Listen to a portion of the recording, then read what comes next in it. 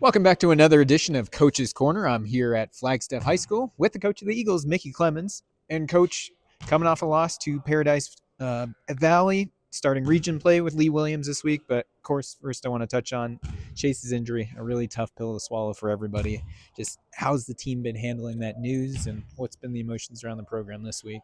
Yeah, I'd say they're handling it as well as can be expected. Of course, it was a real tough thing for all of us, but especially these players who've been playing alongside him for a long time, and see that happen to a friend of theirs and someone who we all had high hopes for. And Chase would say the same thing for this season. He got off to such a great start, and in the end, I think that's something we just need to hang on to. Those first 3.5 games he played, he played so well, and he went out in an unfortunate situation, non-contact injury, which you unfortunately see that not just in football but in a lot of sports, and it unfortunately is going to end the season. So, but everyone's rallying around him. Broden Custer is the next guy up. He's been working hard, and Broden's been working hard before Chase got hurt, long before that. Putting in extra hours and developing his own skill set, and he's a different style quarterback, and he's ready to jump right in there and give it his best. Well, that was my next question, actually. What impresses you the most about Broden, and what has been the process like of getting him ready to go this week?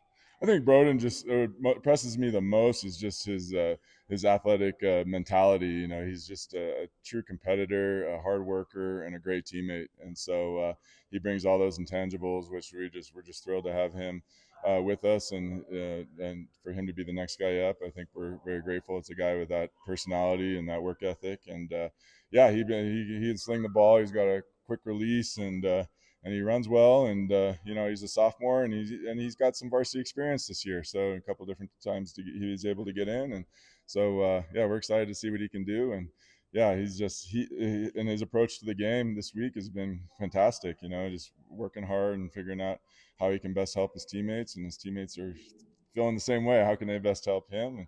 And that's the best case scenario in a bad situation. And then the other thing about Broden is a 3-sport athlete, great basketball player, great baseball player, and he knows how to compete. And it's time to go on a football field at the varsity level.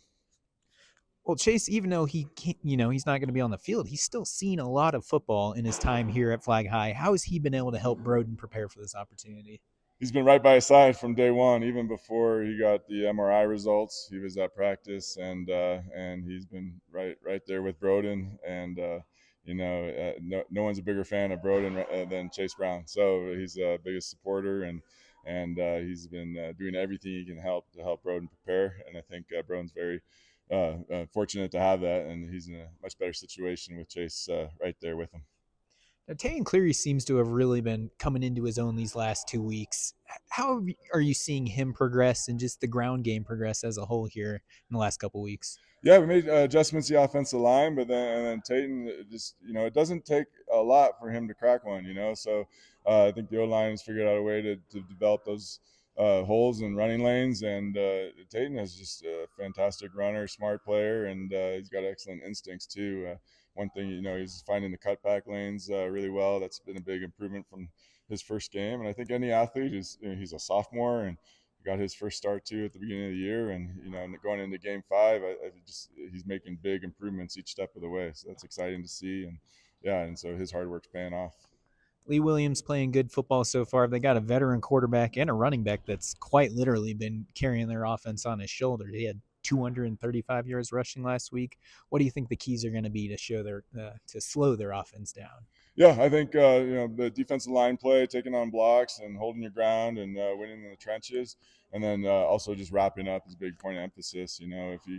We've had some hits in the backfield where guys didn't wrap up and finish the play, and so that's a big point of emphasis for this defensive group. And they did really well against Tempe in that, and then kind of maybe had a backslide last week, and I think they're ready to get back in the dome and pick up where they left off against Tempe, making great tackles and wrapping this guy up. But it's going to take more than one guy to get him down in a lot of situations. It's going to take a team effort, and that's the other thing, is just continue to pursue till the whistle blows, and to be there for your teammate. And if it takes 2 or 3 guys to make the tackle, then that's what it takes. So everyone should be swarming to the football, and that's another thing we've been talking about a lot. Coach, as always, thanks for the time. Best of luck tomorrow against Lee Williams. Thank you. Appreciate it.